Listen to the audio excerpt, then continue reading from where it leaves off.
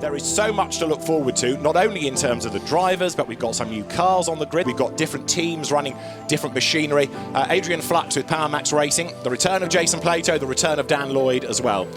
An awful lot to look forward to. The 2021 Quick Fit British Touring Car Championship was one of the fiercest on record. Full grids at every round made sure that the action was intense. At each event there were 3 championship point scoring races, with the more successful drivers needing to carry ballast to ensure close racing and variable results. With front and rear wheel drive cars from manufacturer and independent teams, there was action all the way. There was an option tyre at 4 events, and that softer tyre would affect the pace of the cars and the race results as well. The scene was set for a season full of drama as dreams were realised or dashed, races won and lost in the toughest touring car championship of all.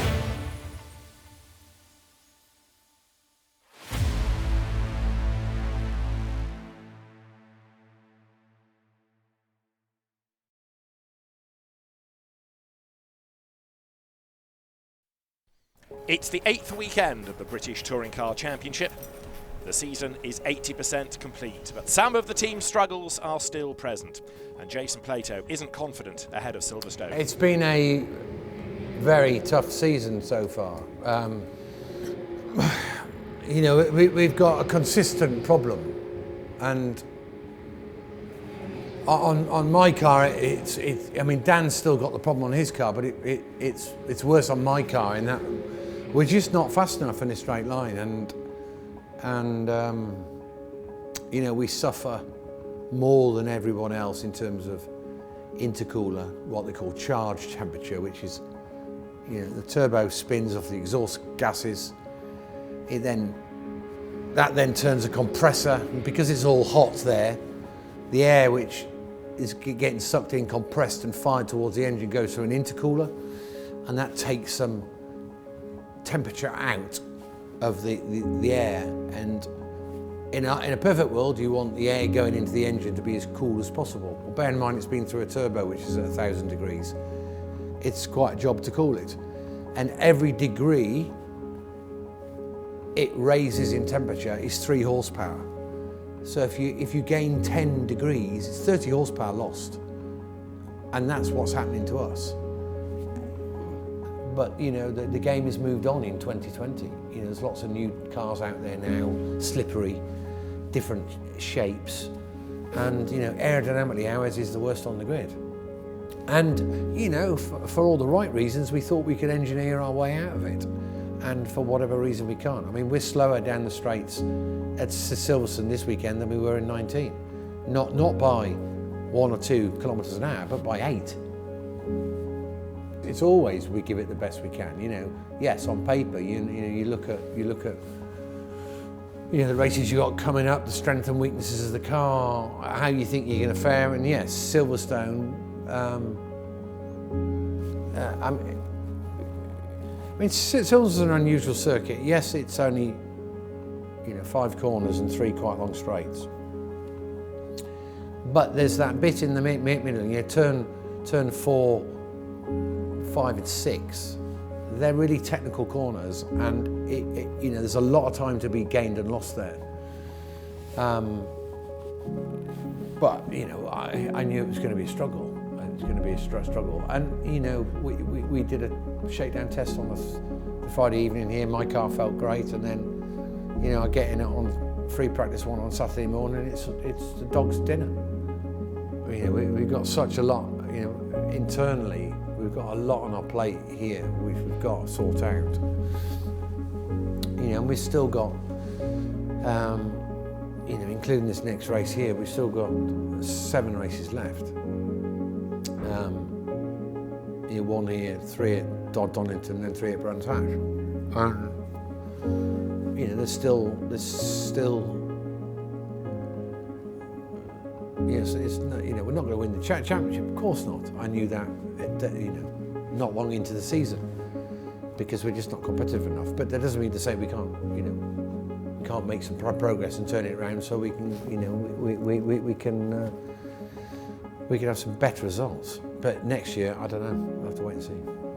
Things didn't feel as though they were improving at Silverstone, but every so often, something special can happen. Round 22 from Silverstone. It's the Quick Fit British Touring Car Championship. It's Rory Butcher on pole. It's go. Dan Lloyd's up to third place. He's had a mega first lap in the Vauxhall. And Lloyd is starting to put some pressure on Ingram. This is a great performance by the Powermax Vauxhall team. Last lap here at Silverstone, and Rory Butcher's advantage is now 3.4 seconds. The Toyota Gazoo Racing UK Corolla wins at Silverstone. Rory Butcher wins. Tom Ingram is second. Third, Dan Lloyd, best of the season. It's round 24 of the Quick Fit British Touring Car Championship from Silverstone. It's Dan Lloyd on pole. Jason Plato second on the grid. Lights go out now. It is blast off. Dan Lloyd set the fastest lap on that last race, but basically was matched to 0.05 of a second by Hill. They come across the line this time, and it's Jake Hill that's quicker this time by 0.2 of a second. Nose to tail for the race lead then as they come now out of Woodcote Corner. Jake Hill working out where to make the move. There's only 9 kilos difference in terms of weight as they're the leaders, and this time Jake Hill is almost committed to the inside line. They rub coming out of Luffield into Woodcote. Jake has the inside line, curb and all, through Woodcote Corner, and he will still be on the inside line down towards Copse. Jake Hill wins race 3 at Silverstone. Second goes to Dan Lloyd.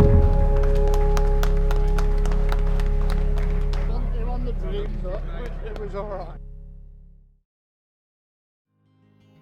We've had a great day today, like the best by far all year.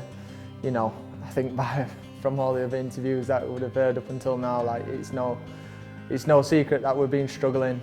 And I mean, we've never stopped working. You know, morale in the team's been tough.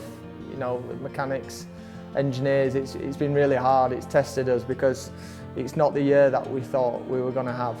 You know, coming into the weekend, I was probably a little bit negative, if anything. So I was thinking, okay, we're going to struggle here like everywhere else.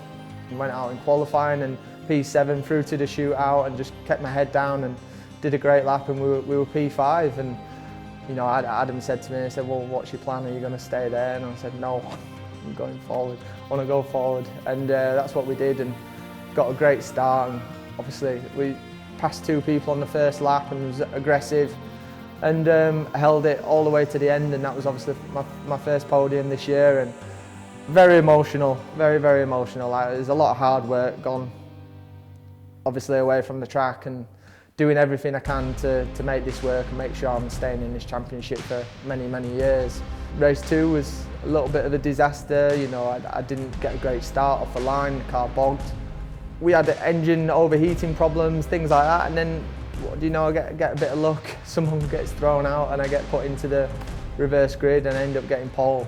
So as soon as I knew that, we knew without the weight in the car and without these temperature issues, being out at the front, I could try and hold on.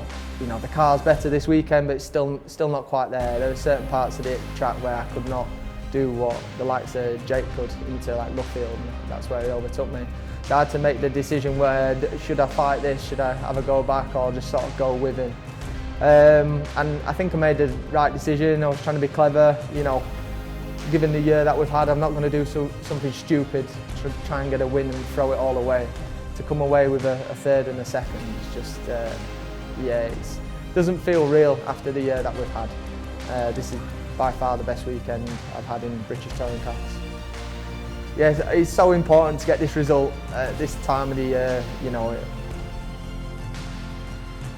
like we say, Silverstone is one of the best circuits on the calendar, and we're knocking on the end of the season. And you know, one of my biggest sponsors here this weekend, 24/7 Blinds, and you know, it's so important to put on a good show, which we haven't been able to quite do. And it's nice to pull it all together. And when people come and experience hospitality and do the grid walks, you know, it's priceless when people can walk on that grid with thousands of people and be at the front. So yeah, it's so important. No, I think I found my place now in British touring cars. A lot of people asking me, oh, what are you doing next year? Are you looking at TCR and stuff? But this is the focus now. I've done a great job getting the support this year and from away from the circuit, and I think days like today are going to complement it massively. So 100% focused on this, and fingers crossed I can be sat here like Jason in 20 years. After good results at Silverstone, the team is confident ahead of the last 2 events of the year. But Adam Weaver, the team principal, is heading to M Sport in Cumbria to discuss next year's engine. And we're on our way to M Sport in Cumbria. So we've got another 2.5 hours on the road, subject to traffic, going up to M Sport to basically sign the contract for for them to become our engine provider for 2022. And hopefully they'll give us a little tour around and you can see a little bit about what they do and the engine that we're going to be using next year.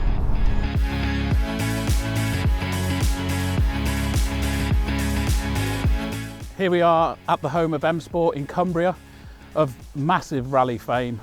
Throughout the years they've won numerous rally titles and championships. They've had some very famous drivers for them, and they'll also be our engine provider in our BTCC programme in 2022. I'm Matthew Wilson, Director of M Sport, and we're the new chosen engine partner for TOCA for 2022 and beyond. M Sport's been going for just over 40 years. Started by my father, literally out of nothing really. As you say, rallying is probably has been our main focus for a long time. But we have recently started to try and just open up and look at the rest of motorsport and engineering as a whole really. So we've been running Bentley's GT3 factory racing program for them, designed and built and everything in-house. And then obviously the opportunity came up to tender for the TOCA engine supply. And yeah, it was something that was really interesting. It's obviously Britain's biggest race series and something that we were keen to be involved in. Doing our own engines in-house, I mean it started, it probably started back in sort of 2005, 2006. We were always sort of doing our own rebuilds and working with engine suppliers, but a lot of it was with our design, but using their help and their infrastructure. And then obviously once we started to be able to grow our engine department back here, we were able to take more and more in-house and actually be able to do it fully ourselves. So yeah, we sort of started from then on, and then obviously that started from we've got the full ladder of opportunity in rallying, starting right from entry-level 2-wheel drive up to 4-wheel drive, and we were able to sort of build our knowledge up through all of that and start doing our own engine. So yeah, I mean it's been thankfully it's been successful for us as well. We've had an engine that was designed and built in-house, has won the World Championship here with Sebastian Ogier back in 2017. Obviously we had good success with the Bentley program as well, which the engine was done in-house. So yeah, we felt that we were then in a position to be able to go out and actually tender for the TOCA supply, and thankfully we came out on top. Obviously there is considerations to think about, but generally from our side, the engine, the internal combustion engine is the engine, and that is what we were focusing. And obviously everything has to mate together, and you have to get everything working correctly in the chassis. But yeah, from our side, we were able to just solely focus on the engine side, and obviously Cosworth are the appointed supplier for the hybrid. So we've got a really good relationship with Cosworth. They've been our electronics supplier and partner for probably the last 15 years. So we've used their product in our World Championship rally cars and stuff like that. So we knew the guys from Cosworth. So obviously there is some interaction to do when obviously the engine and the hybrid unit first go into the chassis. But generally from a design point of view and from our side, we were able to just focus on the engine. I think for us, as M Sport, to have the engine, our engine effectively, winning the British Touring Car Championship would be, it would be ranked very, very highly among the achievements that M Sport have had.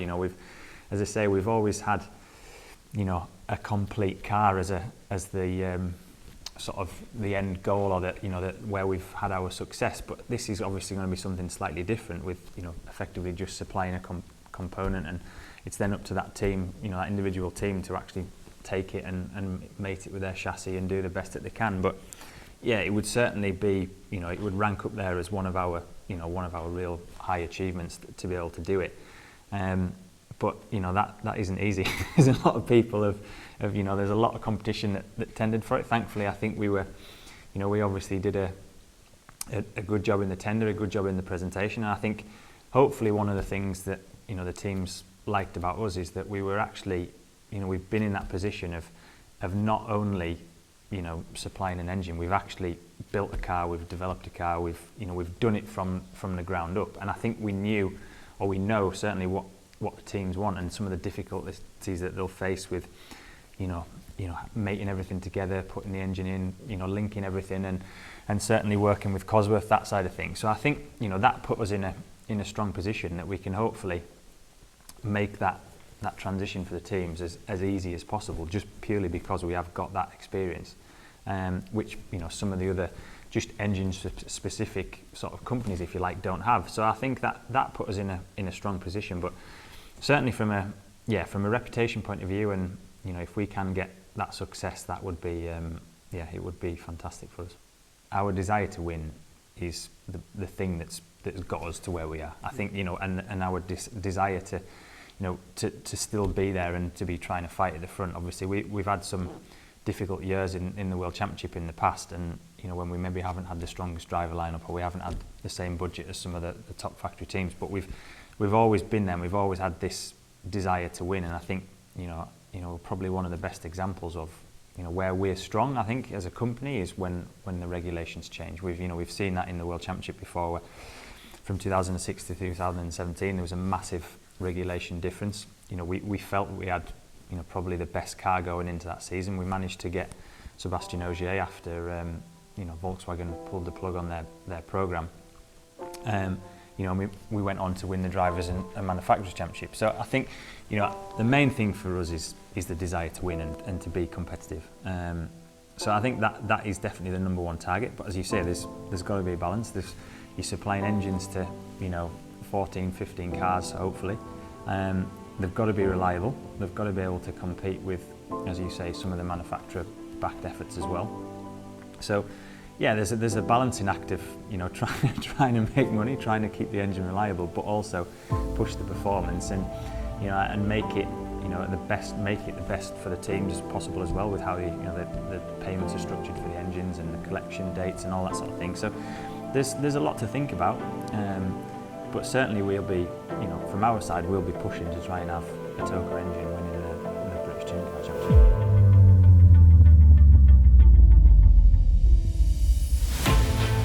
Join us next time as the 2021 season comes to an end with the final races and the team looking to its future with a driver development test. And Dan closes out the 2021 season.